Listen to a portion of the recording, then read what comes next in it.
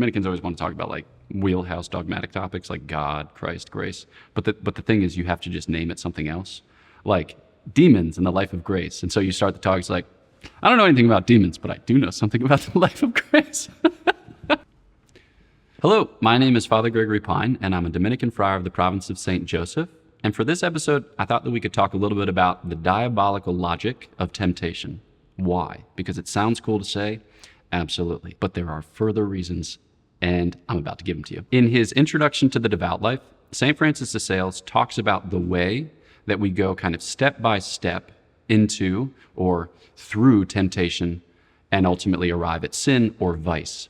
And I think it's super helpful for us to think about these things because a lot of us are concerned, certainly in our practice of the sacrament of confession, but then in our spiritual lives more broadly, as to where the line falls and then how we stay on this side of the line. Now, mind you, the purpose of the spiritual life isn't to just stay on this side of the line. The purpose of the spiritual life is to become like God.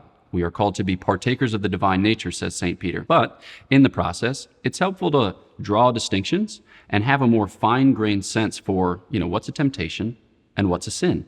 Because if we're constantly accusing ourselves of sins, which are in fact temptations, then we can end up very conflicted, we can end up very oppressed by our experience of the spiritual life. But God doesn't want that for us. God wants us to experience his freedom, the freedom of the sons and daughters of God. So, St. Francis de Sales gives us some helpful criteria for judging the experience of temptation. He likens it to a 3-step process. He says it's like you have a maiden, right? You have a virtuous woman, and then you have a suitor who is not so virtuous. And he comes and knocks on her door, and he proposes to her the prospect of marriage or the prospect of running away with him and eloping or whatever it might be. All right? And then the second stage would be she either enjoys that or she doesn't enjoy it. And then the third stage is she either consents to it or does not consent to it. So first, you have the proposal. Whatever it is, like the particular activity, the thought, or the word is proposed to you, it dawns on your mind as a possibility for your life. And then second, as that idea takes more concrete shape, you either think to yourself, sounds good. Or you think to yourself, no, does not sound good.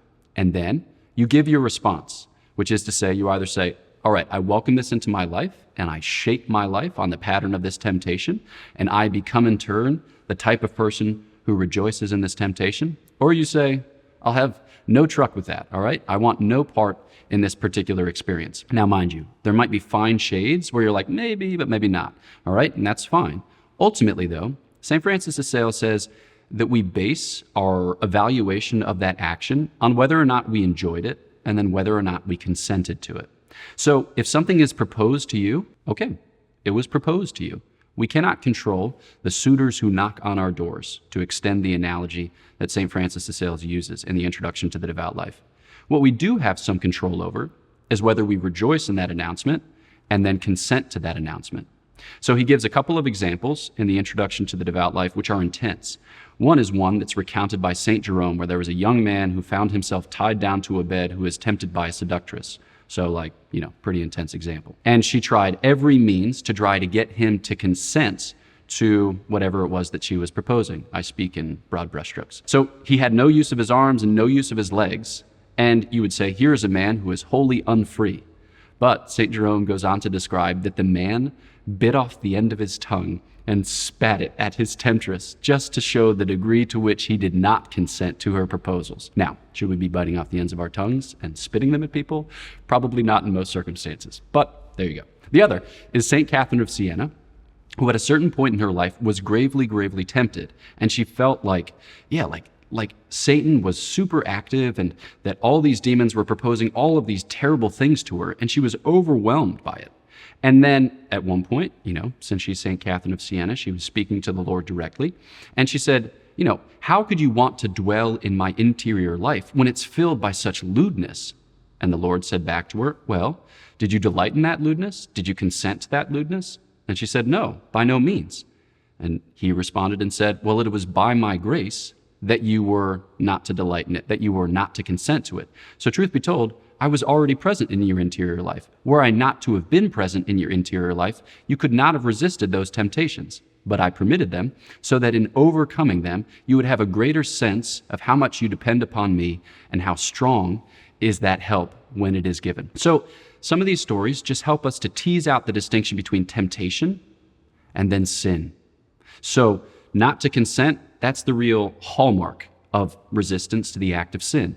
But when we form our lives, right, when we form our minds and hearts such that the very proposal of sin itself is not enjoyable, it's the type of thing which causes disgust, that represents even further a drawing back from sin and a growing in the life of virtue. All right?